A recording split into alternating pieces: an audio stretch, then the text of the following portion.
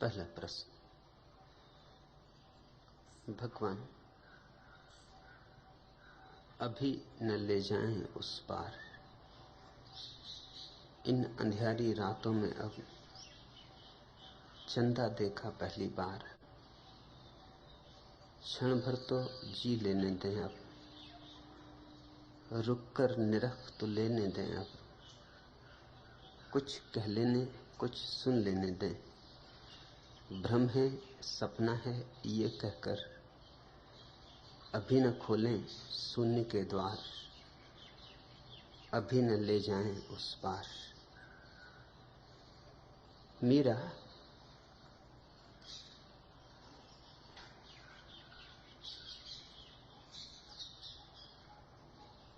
इस पार और उस पार में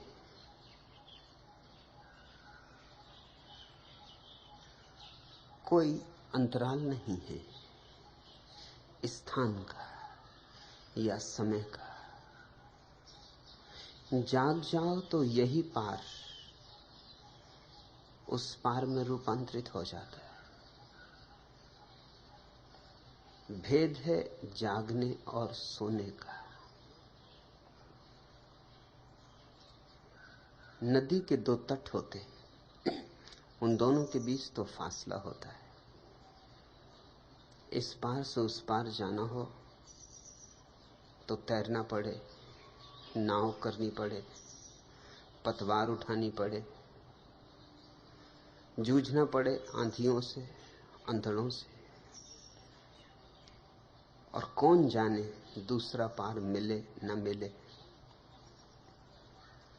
उसका क्या भरोसा।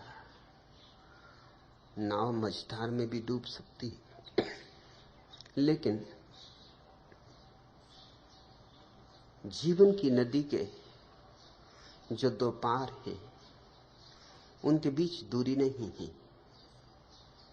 उनके बीच इतनी ही दूरी है जितनी सुबह तुम्हारे सोने और जागने के बीच होती। उसे दूरी नहीं कहा जा सकता। अभी सोए थे, अभी जाग गए। सोने और जागने के बीच कोई यात्रा भी तो नहीं करनी होती। अभी पलकें बंद थीं, अब खुल गईं। अभी सब अंधकार था और सपने ही सपने थे, और सब प्रकाश है अब। और सपने कहां तिरोहित हो गए पता भी नहीं चलता। थे भी कभी, इसका भी पता नहीं चलता। ये जो जीवन की धारा है, ये सोने और जागने के दो किनारों के बीच बह रही है। हम तो जहां हैं वहीं हैं, सोए भी वहीं, जागे भी वहीं। सोए तो सपनों में खो गए, जाग गए तो सत्य का साक्षात्कार हुआ। इसलिए भाषा में उलझ मत जाना।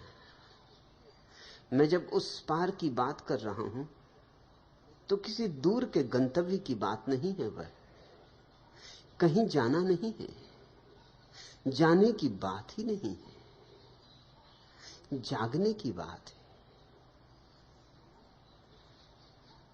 तू कहती है अभी न ले जाएं उस पार, इन अंधियारी रातों में अब चंदा देखा पहली बार। यह जो अनुभव हो रहा है अभी,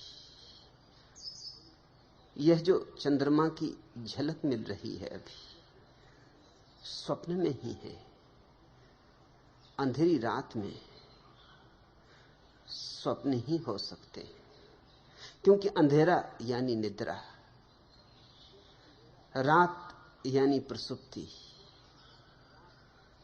हां, सपना देख सकते हो तुम, उस पार का सपना भी देख सकते हो। सोए सोए भी कोई सोच सकता है कि मैं जाग गया। नींद में भी जागने का सपना देखा जा सकता है, मगर वह जागना नहीं है। और यह बात सच है कि नींद में भी जागने का एहसास हो तो भी आनंद मालूम होगा। जागने की बात में ही इतना रस है कि नींद तक में जागने की प्रतीति हो तो भी आह्लादित करती है। अभी जो चंद्रमा देखा है वह चंद्रमा की ज्यादा से ज्यादा झलक है, जैसे झील में बना हुआ चंद्रमा बिल्कुल चंद्रमा जैसा लगता है, मगर वहां है कुछ भी नहीं, केवल प्रतिफलन। जैसे कि दर्पण में देखा मुखड़ा, वहां कुछ भी नहीं, दर्पण को तोड़ के कुछ भी ना पाओगे, दर्पण ही टूट जाएगा, बस हाथ कुछ भी ना आएगा, छवि भी खो जाएगी। जरूर यहां मेरे पास बैठोगे, उठोगे, सुनोगे, समझोगे, रसधार बहेगी। पहले तो तुम्हें चंद्रमा झील में ही दिखाई पड़ेगा, और जब तुम्हें चंद्रमा झील में दिखाई पड़ेगा तो स्वाभाविक है कि तुम्हारा मोह जगे, तुम्हारी आसक्ति जगे, तुम उसी चंद्रमा को पकड़ के बैठ जाना चाहो। इतना प्यारा प्रतिफलन ही सही, तुम्हारे लिए तो सत्य ही है, प्रतिफलन तो उनके लिए जिन्होंने सत्य को देखा हो, वे तुलना कर सकते कि सत्य क्या है और प्रतिफलन क्या है। तुमने तो मूल देखा नहीं, इसलिए प्रतिफलन को ही सत्य मान लेने के सिवाय और कोई चारा नहीं। और अगर मैं कहूं कि यह झूठ, और अगर मैं कहूं कि यह स्वप्न माया, तो पीड़ा होगी। बामुश्किल तो झलक मिली, तलाश करते करते तो, खोजते खोजते तो, जन्मों जन्मों में तो कहीं चांद दिखा, और इधर चांद दिखा नहीं है कि मैंने तुमसे कहना शुरू कर दिया कि छोड़ो इसे, यह तो केवल प्रतिफलन मात्र है, प्रतिबिंब मात्र है, जागो इससे, यह तो केवल सपना है। यह सपना प्रीतिकर है। चंद्रमा झील में भी बड़ा सुंदर होता है, खूब प्यारा होता है, और झील अगर निष्कंप हो तो बिल्कुल सच है, ऐसी भ्रांति पैदा हो सकती। मैं चांद की बात कर रहा हूं, तुम रोज चांद की बात सुनते हो, वह बात धीरे धीरे भीतर बैठती है, अंतरतम में बैठती है। फिर मैं ध्यान के लिए निरंतर तुमसे आग्रह कर रहा हूं, निमंत्रण दे रहा हूं। फिर धीरे धीरे ध्यान में भी तुम्हारा रस उमकता है, तुम्हारी जिज्ञासा जगती है। ध्यान का अर्थ है मन में उठती तरंगों को शांत कर देना। और जैसे ही मीरा मन की तरंगें शांत हो जाएंगी, मन की झील में चांद का प्रतिबिंब बनेगा। वही हो रहा है, और तुझे ही हो रहा है ऐसा नहीं, बहुतों को यही होगा। सभी को इस घड़ी से गुजरना होगा। और जैसे ही तुम्हारे मन की झील में तरंगें गईं और चांद का प्रतिबिंब बना,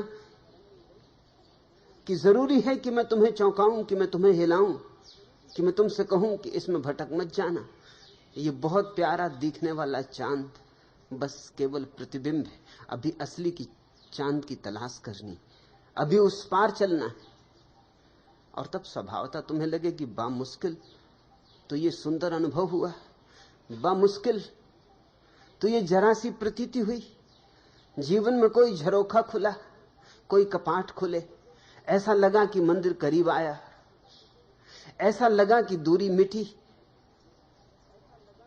और इधर लग भी नहीं पाई बात कि मैं फिर तुम्हें पुकारने लगा कि रुक न जाना, ठहर न जाना, ये पड़ाव भर है, मंजिल नहीं, विश्राम कर लो 2 घड़ी, मगर चलने की तत्परता रखना। अभी और चलना है, और चलना है, जब तक कि सत्य तक ही न पहुंच जाएं, तब तक चलते ही चलना है।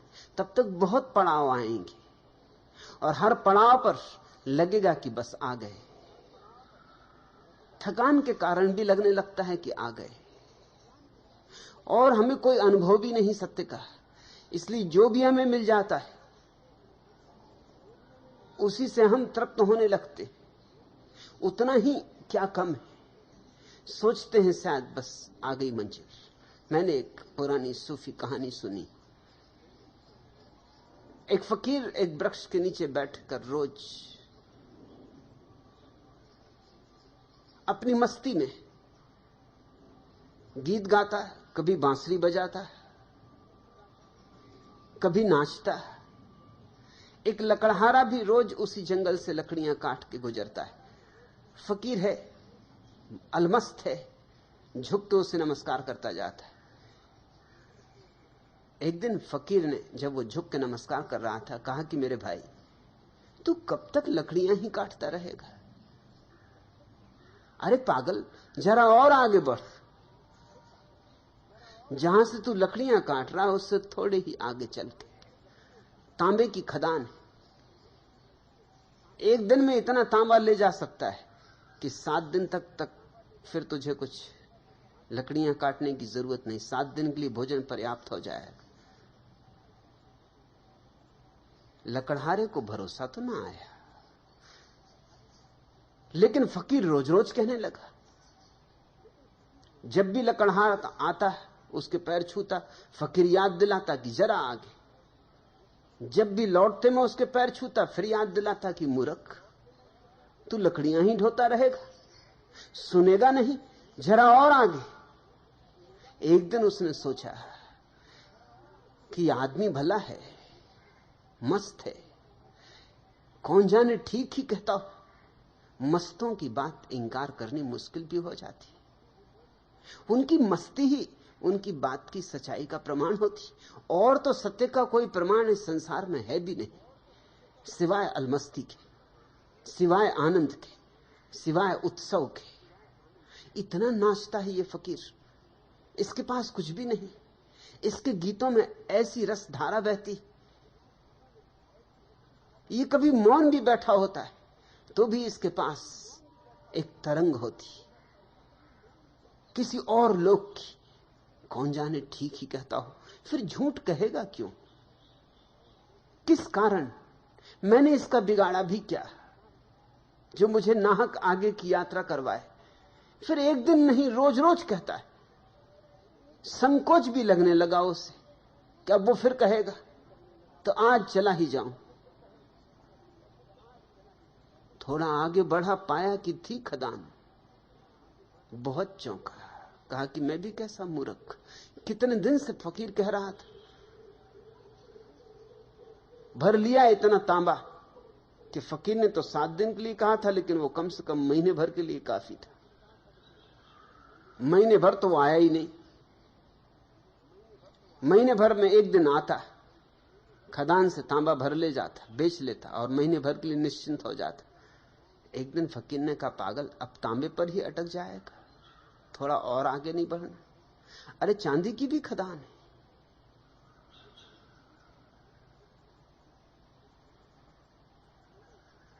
लकड़हारे ने सोचा, मेरे इतने भाग्य कहां, चांदी की खदान मुझ गरीब को मिल जाए। विधाता ने ये मेरी किस्मत में लिखा होता तो मिली गई होती। फकीर मजाक कर रहा है, शायद परीक्षा कर रहा है, शायद देख रहा है कि मैं लोभी तो नहीं हूं। सुनी अनसुनी कर दी, लेकिन फकीर फिर रोज कहने लगा। जब भी आता, महीने में एक बार, फकीर कहता, क्या इरादे हैं? बस अटक जाएगा तांबे पर। सोचा एक दिन, कौन जाने, जैसी पहली बात सच हुई, दूसरी भी सच हो। आगे बढ़ा, थी खदान। फिर ऐसे कहानी चलती, फिर सोने की खदान, और फिर हीरों की खदान, और हीरों की खदान पर पहुंच गया लकड़हारा। तो फकीर उससे कहता कि जरा और, जरा और। तो वो पूछता कि अब किस चीज की खदान? फकीर कहता, ये मैं न बता सकूंगा, मगर जरा और। अभी असली धन मिला कहां? ये तो सब नकली धन है। ये तो मौत छीन लेगी, मगर उसका कोई नाम नहीं। अनाम है वह धन, अनिर्वचनीय है वह धन, उसकी व्याख्या न कर सकूंगा। उसके लिए कोई शब्द ही नहीं है जिसमें वह समा सके। मगर थोड़ा और, इतनी सुनी तूने, इतनी और सुन, मगर ये बात जचे ना। और जिसको हीरे मिल गए हों, अब उसे पड़ी भी क्या, वो बच के निकल जाता। फकीर जिस रास्ते पे था उस रास्ते से ना गुजरता, लेकिन फकीर भी कुछ ऐसे छोड़ थोड़ी देते। फकीर उसके घर जाने लगा, आधी रात खटखटाए दरवाजा कि भाई मेरे सोए ही रहोगे, जरा और आगे। इतनी सुनी, अब ना उठको, 2 कदम और अक्सर ऐसा होता है, मंजिल जब 2 कदम रह जाती तभी लोग अटक जाते। मंजिल जब 2 कदम रह जाती तभी लोग थक के बैठ जाते। मगर लकड़हारे की बात भी सच थी। वो पूछता कि बामुश्किल तो मुझे हीरों की खदान मिली, बुढ़ापा आ गया, जिंदगी भर भूखे मरा, दीनता दरिद्रता में जिया, अब तो इतना मिल गया है कि मैं क्या, मेरी 7 पीढ़ियों के लिए काफी, अब मुझे पड़ी भी क्या। लेकिन फकीर कहता, मान तू मेरी, सुन तू मेरी, अभी तुझे वह धन नहीं पाना है जो कभी छीना नहीं जा सकता।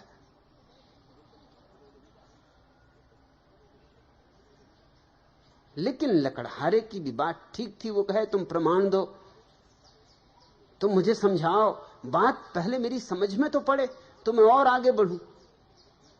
अब तक तुमने जो बातें कही थी मेरी समझ में पड़ती थी, अब तुम जो बात कह रहे हो वो बेबूझ है। फकीर ने एक दिन कहा कि देख, मुझे देख, मेरी आंखों में झांक, तुझे नहीं दिखाई पड़ता कि मुझे हीरों से कुछ ज्यादा मिल गया है?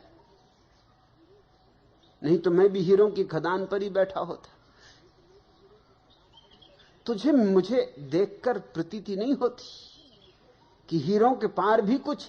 नहीं तो मैं कोई पागल जिसे हीरों की खदान पता है, सोने की खदान पता है, वो झाड़ के नीचे बैठ के बस बांसुरी बजाता रहता, कि आंख बंद करके मस्त होकर डोलता रहता, और मेरे पास कुछ तुझे दिखाई पड़ता है? इस भिक्षा पात्र के अतिरिक्त कुछ भी नहीं। मैं भिखारी रहता, मैं सम्राट ना हो जाता, मैं तुझे खबर देता, तूने किसी को खबर दी? तू छिपा रहा है कि किसी को पता ना चल जाए हीरों की खदान। मैं भी छिपा था, मैंने तुझे खबर दी क्योंकि मेरे पास और भी बड़े धन का द्वार खुल गया है, और मैं एक ऐसे धन के द्वार पर पहुंच गया हूं कि कितने ही लोग लें धन तो भी वहां कुछ कम नहीं होगा। अकूत है, अथाह है। जरा और आगे बढ़ तो मैं जहां हूं वहां तू पहुंच जाए।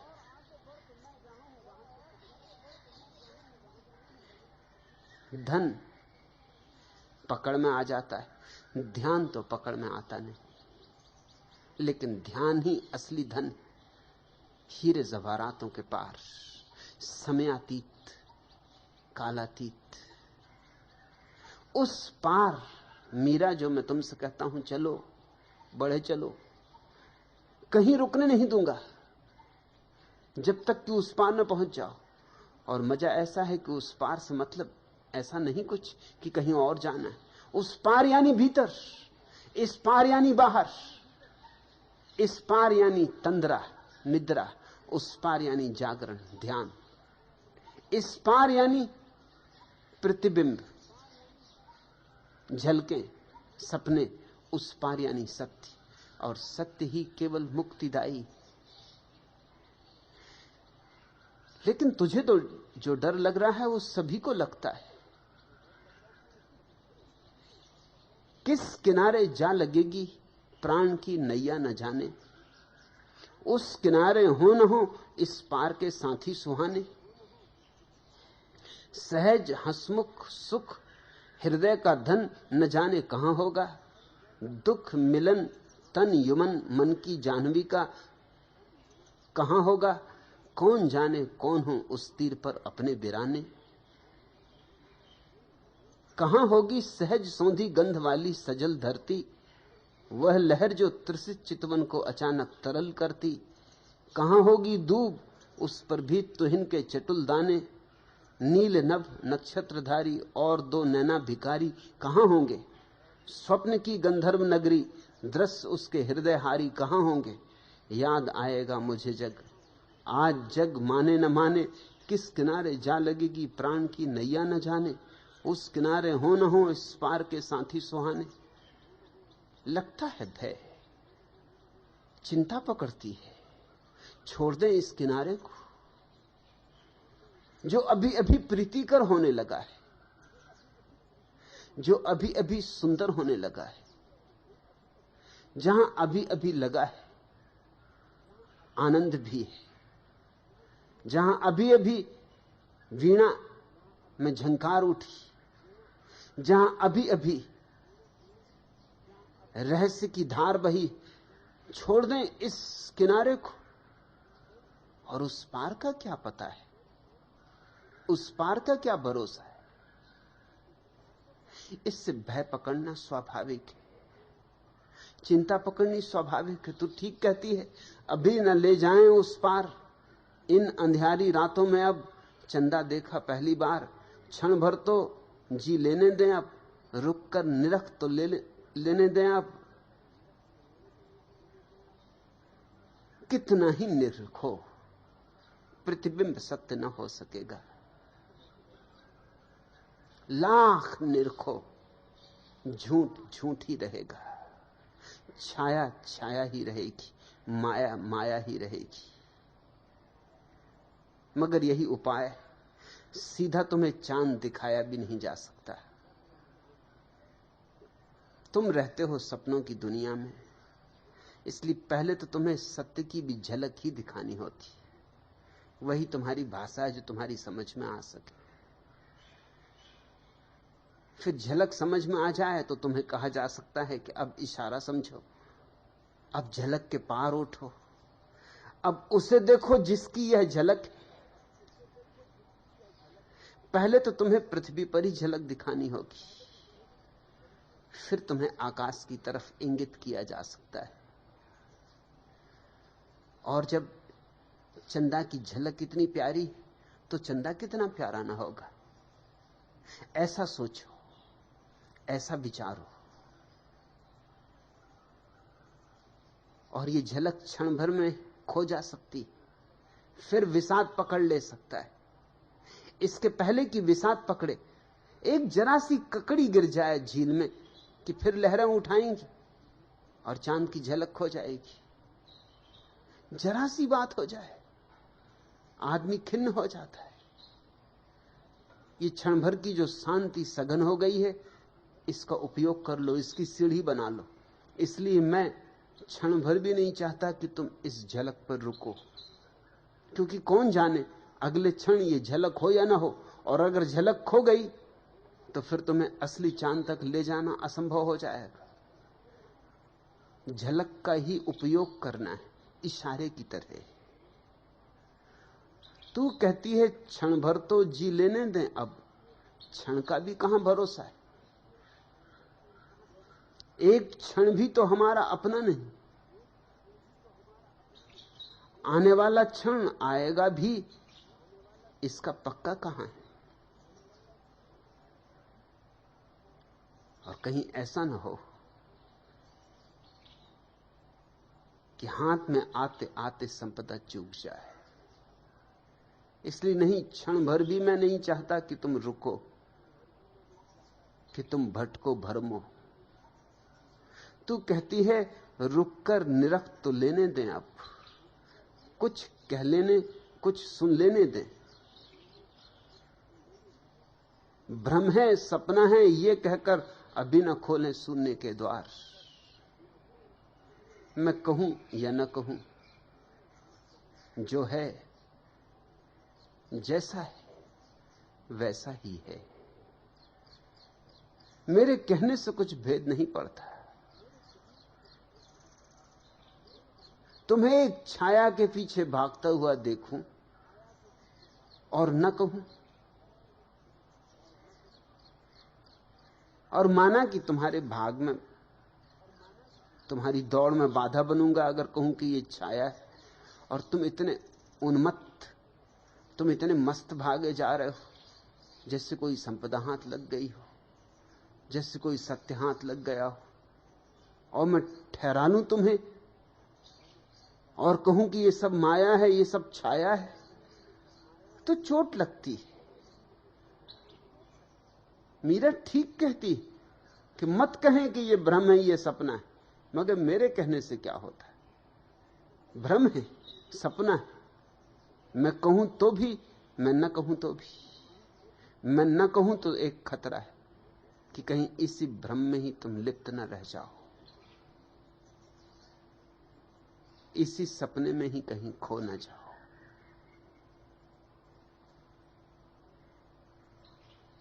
शून्य के द्वार तो खोलने ही होंगे, क्योंकि शून्य में ही पूर्ण का साक्षात्कार है, शून्य में ही सत्य की प्रतीति है।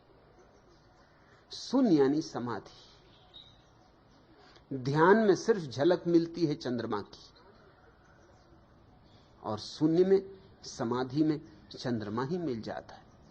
पागल मीरा जब चंद्रमा की झलक इतनी प्यारी मालूम हो रही है तो झोली फैला, चंद्रमा ही झोली में आने को राजी, मगर झलक छोड़नी पड़ेगी। सत्य के मार्ग पर और कुछ नहीं त्यागना होता, केवल असत्य त्यागने होते, केवल असार त्यागना होता है। जो नहीं है वही छोड़ना होता है। ये बेबूझ बात लगेगी तुम्हें। सत्य के मार्ग पर जो नहीं है तुम्हारे पास वही छोड़ना होता है, और जो है वही जानना होता है। मैं तो कहूंगा, बार बार कहूंगा कि यह सपना है। बुद्ध ने कहा है अपने शिष्यों को कि अगर ध्यान के मार्ग पर मैं भी तुम्हें मिल जाऊं तो तलवार उठा के 2 टुकड़े कर देना।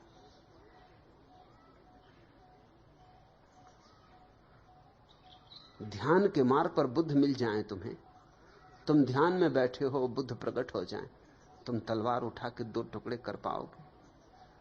तुम तो आह्लादित हो जाओगे, तुम तो चरणों पर गिर पड़ोगे, तुम तो कहोगे हो गई उपलब्धि, आ गई मंजिल, अब और क्या चाहिए। लेकिन बुद्ध कहते हैं मैं भी तुम्हें मिल जाऊं ध्यान के मार्ग पर तो 2 टुकड़े कर देना, क्योंकि ध्यान के मार्ग पर मेरा जो मिलना है वो केवल प्रतिफलन, वो केवल छाया है।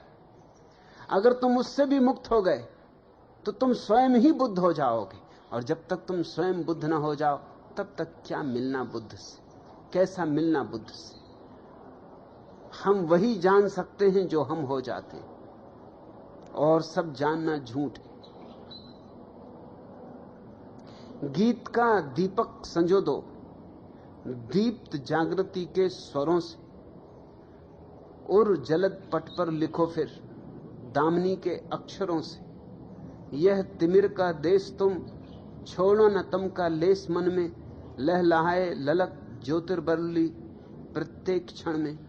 पुलक पुष्पों की पखुरियां गिराओ हंसते करों से, युगों के अवसाद में आह्लाद पल उत्पल खिला दो। बहुत दिन बिछड़े रहे जो खिन्न बहिरंतर मिला दो, किरण कलियों की करो बरसात फिर मधुराधरों से। कल्पना कलहंसनी फिर खोलकर उन्मुक्त बहरे, कर परस मधुछंद का फिर आ पुलक अनुभूति सेहरे। फिर झरे नन्ही पुहारें चेतना के निर्झरों से। तुम शून्य तो हो, और शीघ्र ही फिर झरे नन्ही फुहारें चेतना के निर्झरों से। तुम बिल्कुल ही शून्य हो जाओ, कुछ पकड़ो मत, एकदम सन्नाटा हो जाओ और अमृत झरेगा। उसी शून्य से पूर्ण का आविर्भाव होता है। उसी शून्य में खिलता है पूर्ण का कमल। मैं तो तब तक तुम्हें हाँकता ही रहूंगा, देता ही रहूंगा हाँक, बढ़े चलो, रुकने नहीं दूंगा। तुम तो रुकना चाहो, तुम तो हर कहीं रुकने को राजी हो, तुम तो मील के पत्थर पर ही रुक जाने को राजी हो। तुम मंजिल तक पहुंचने की झंझट नहीं लेना चाहते। जितने जल्दी रुकना हो जाए उतना अच्छा। कौन चले, कौन यात्रा करे, कौन श्रम उठाए? मगर सन्यास का अर्थ ही यही है कि सत्य पाए बिना नहीं रुकेंगे। इस संकल्प का नाम ही सन्यास है।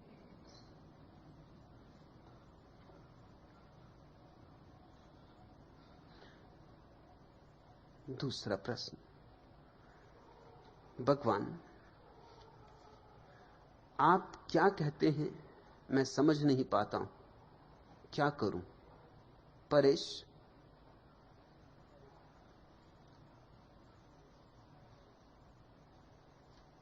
समझ तो पाते हो, क्योंकि मैं तो सीधे साधे शब्दों में बोल रहा हूं। मैं किसी मुर्दा भाषा में नहीं बोल रहा हूं कि संस्कृत, अरबी, लैटिन, ग्रीक। मैं तो तुम्हारी रोजमर्रा की भाषा में बोल रहा हूं। मेरे शब्दों में एक भी शब्द ऐसा नहीं है जो तुम्हारी समझ में ना आता हो। शब्द तो सब समझ में आ जाते, हां, लेकिन शब्दों में जो छिपा है शून्य, वह समझ में नहीं आता। वह समझ में आएगा भी नहीं ऐसे सुन सुन के नहीं आएगा। उसके लिए तो कुछ साधना होगा। जैसे कोई शास्त्रीय संगीत को सुनने जाए तो उसे सुनाई तो सब पड़ता है, लेकिन फिर भी रस नहीं आता जब तक कि शास्त्रीय संगीत का कुछ बोध ना हो, जब तक शास्त्रीय संगीत में कुछ पारंगतता ना हो। शास्त्रीय संगीत का अभ्यास चाहिए, तो फिर उसके रहस्य अनुभव में आने शुरू होते। मैं जो तुमसे कह रहा हूं शब्द तो सीधे साधे हैं, लेकिन उन सीधे साधे शब्दों में जो अनुभव है वह गहरा है। और जब तक वह अनुभव तुम्हारा ना बने तब तक शब्द तुम सुन भी लोगे तो भी कुछ चूका चूका लगेगा। फिर तुम अभी नए हो, यहां पहली बार ही आए हो,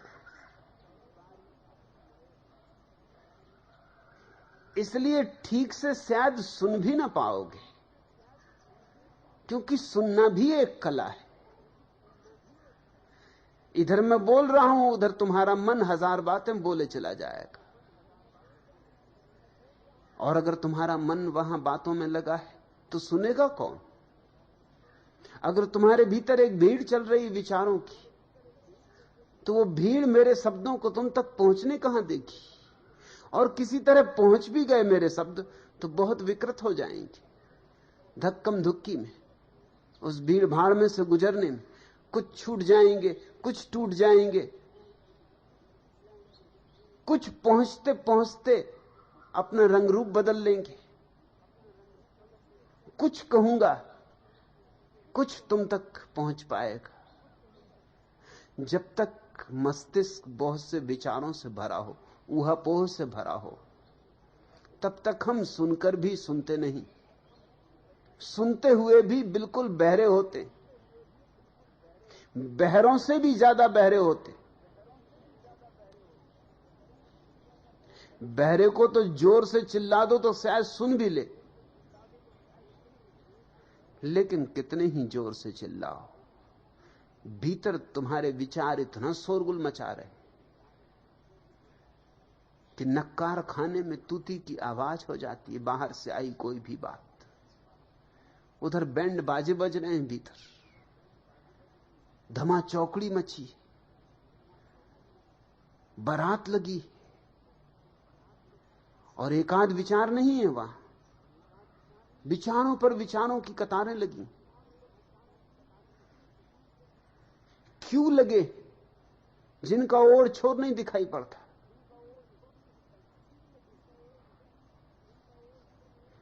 मुल्ला नसरुद्दीन की पत्नी मर गई,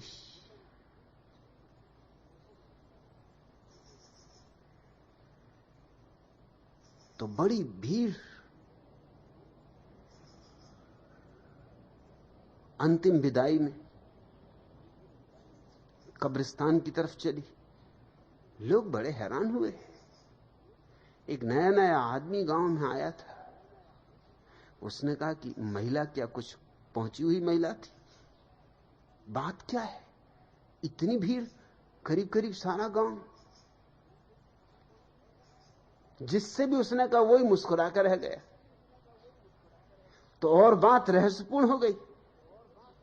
आखिर उसने सोचा कि उस आदमी से ही क्यों न पूछ लूं जिसकी पत्नी मरी। तो उसने नसरुद्दीन का हाथ पकड़ा होगा, भाई मैं परदेसी हूं, नया नया आया हूं। जिससे पूछता हूं वही मुस्कुरा कर रह जाता है। महिला क्या कुछ अद्भुत थी? नसरुद्दीन ने कहा कि ये महिला के लिए नहीं आ रहे, ये सब मेरे गधे को खरीदना चाहते। गधे को किस लिए खरीदना चाहते? कि मेरे गधे ने ऐसी दुलत्ती मारी मेरी पत्नी को कि वो मर गई।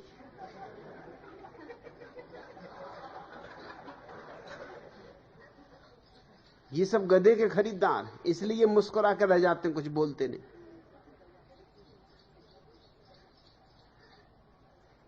वो आदमी भी उत्सुक हो गया। उसने कहा कि कितने में गधा दोगे? उस मुल्ला ने कहा कि लाइन में पीछे लग जाओ, ग्राहक पहले ही बहुत है, कब्रिस्तान पर बोली लगेगी, जो ज्यादा देगा सो ले जाए, जिसकी हुई हिम्मत ले जाए। गधा खानदानी पहले भी ऐसे काम कर चुका है, ये कोई पहला काम नहीं। मैं भी बामुश्किल खोज के लाया था।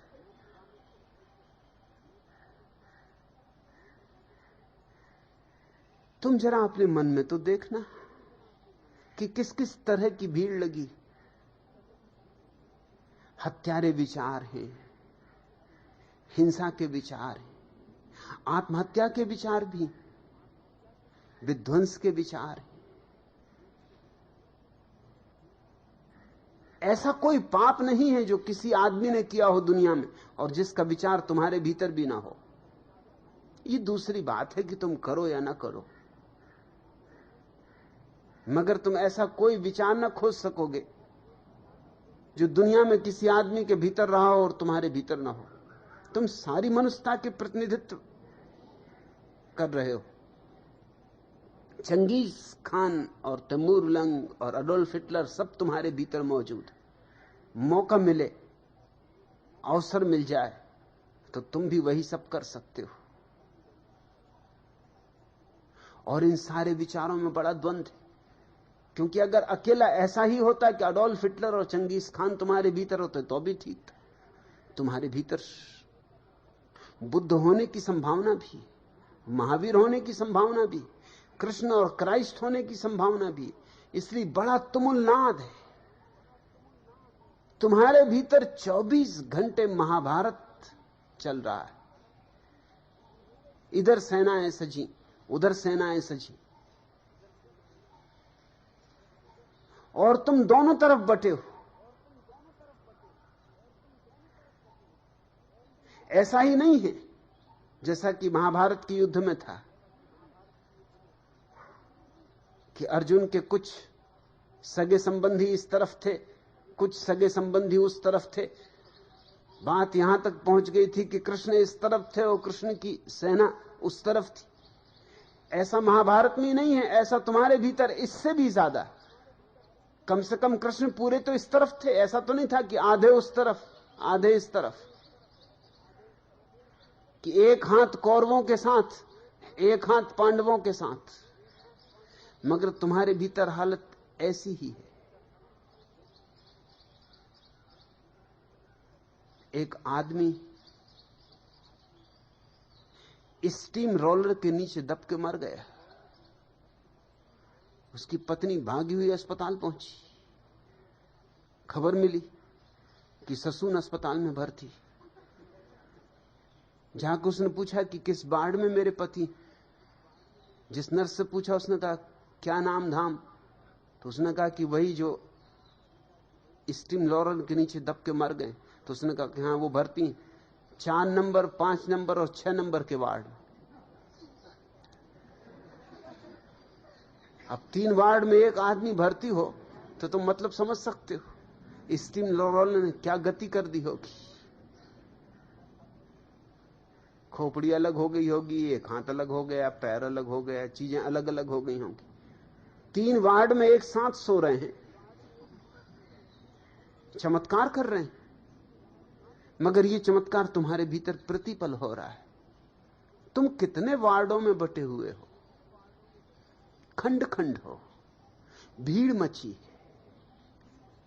सुनता कौन है यहां? लोग बिल्कुल बहरे हैं। मैंने सुना एक पंडित ने चंदूलाल की शादी तय करवाई, लेकिन शादी के दिन जब चंदूलाल ने लड़की को देखा तो गुस्से से पंडित का हाथ पकड़ के एक किनारे ले गए और बोले कि हद कर दी, झूठ की भी हद होती और ब्राह्मण हो के शर्म ना आई। ऐसा क्रोध आ रहा कि तुम्हारी गर्दन दबा दूं। इससे विभत्स और कुरूप स्त्री मैंने जीवन में नहीं देखी। इसको देख के तो डर लगता है। इसकी एक आंख एक तरफ देखती, दूसरी आंख दूसरी तरफ देखती। इसकी नाक इर्छी तिरछी।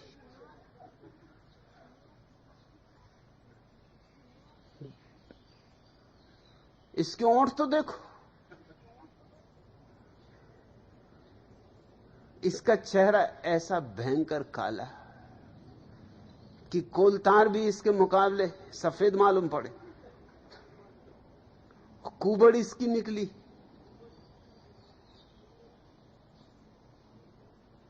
इस स्त्री के लिए तुम मुझे यहां लेके आए हो, दिखाने के लिए? तुम्हें शर्म ना आई? पंडित बोला कि चंदूलाल, इतने फुसफुसा के बोलने की जरूरत नहीं, लड़की बहरी भी। तुम बेफिक्र, जो तुम्हें कहना हो जोर से कहो। इस लड़की में गुणों की कमी नहीं।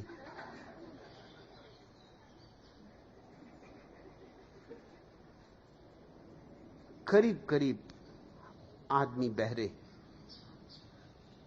नहीं शारीरिक अर्थों में लेकिन मानसिक अर्थों में। कान तो ठीक ठाक है, मगर कान के भीतर मस्तिष्क इतना शोरगुल मचा रहा है कि कान के पार बात पहुंच ही नहीं पाती, कान में ही अटक जाती। एक साहब अपने दोस्तों के बीच बैठे हुए अपने साले की लड़की की बड़ी बड़ाई कर रहे थे। कह रहे थे लड़की का कद भी बहुत ऊंचा है, उसकी नाक भी बहुत ऊंची है, उसने शिक्षा भी बहुत ऊंची प्राप्त कर रखी, उनके परिवार का स्टैंडर्ड ही बहुत ऊंचा है। और तो और इतने में ही एक आदमी ने कहा कि हां, वह सुनती भी बहुत ऊंचा है। परेश, तुम कहते हो, आप क्या कहते हैं मैं समझ नहीं पाता हूं, क्या करूं? पहले तो ऊंचा सुनना कम करो, पहले तो थोड़े सुनने की कला सीखो। समझने की बात तो जरा दूर, सुनना हो तो फिर समझना भी हो सकता है। कदम कदम चलो, एकदम पहाड़ के शिखर पर न पहुंच जाओगे, सीढ़ी सीढ़ी चढ़ो। पहले सुनना सीखो, श्रावक बनो। श्रवण क्या है? शांत होकर सुनना, मौन होकर सुनना, पक्षपात रहित होकर सुनना, अपने सारे पक्षपातों को एक तरफ रख दे के सुनना। इसका यह अर्थ नहीं होता कि मैं जो कहूं तुम उसे मान लो। इसका इतना ही अर्थ होता है कि मानने न मानने की जल्दी ही ना करो, पहले सुन तो लो, फिर पीछे मानना न मानना सोच लेना, विचार लेना। बिना सुने कैसे मानोगे, कैसे नहीं मानोगे? लोग सुन ही नहीं पाते और मानने नहीं मानने की ऊहापोह में पड़ जाते कि मैंने जो कहा वो ठीक है या गलत है, शास्त्र के अनुकूल है कि प्रतिकूल है, गीता में ऐसा कृष्ण ने कहा है कि नहीं कहा है, कि वेद इस संबंध में क्या कहते हैं। हिंदू हो तो हिंदुओं के शास्त्रों का तुम मेल बिठाने लगते हो, बौद्ध हो तो बौद्ध शास्त्रों का मेल बिठाने लगते हो, मुसलमान हो तो मुसलमान शास्त्रों का मेल बिठाने लगते हो। सुनेगा कौन? तुम तो दूसरे ही काम में लग गए। और ध्यान रखना, मैं ये नहीं कह रहा हूं कि मैं जो कहूं उसे मान लो, मानने की तो जरूरत ही नहीं, सिर्फ सुन लो, फिर सोच लेना। पहले ठीक से सुन लो जो कहा जा रहा है, और उसे ठीक से सुनने के लिए जरूरी है कि बीच में कोई और व्याघात ना हो। हटा दो शास्त्रों को, एक तरफ रख दो, एक तरफ, कहीं खो नहीं जाएंगे शास्त्र, पीछे उठा के तालमेल बिठा लेना।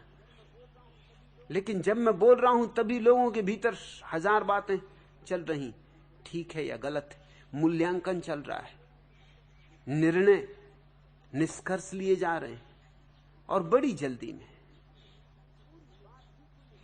पूरी बात भी सुन नहीं पाते और नतीजे ले लेते। कोई पक्ष में हो जाता, कोई विपक्ष में हो जाता, दोनों ना समझ, दोनों ने जल्दी की। न पक्ष में होने की कोई जल्दी, न विपक्ष में होने की कोई जल्दी। धैर्य चाहिए। श्रवण की कला केवल उनको ही उपलब्ध हो सकती है जो धैर्यवान है। सन्नाटे में सुनो, मौन में सुनो, सिर्फ सुनने के लिए सुनो कि अभी सुन लें। ऐसे सुनो जैसे कोई सागर के तुमुल नाद को सुनता है, कि बादलों की गड़गड़ाहट को सुनता है। उस वक्त तुम ये थोड़ी सोचते हो कि ठीक कि गलत, कि वेद से मेल खाती कि नहीं खाती, कि कुरान की आयतें इस पहाड़ी झरने से पक्ष में हैं कि विपक्ष में।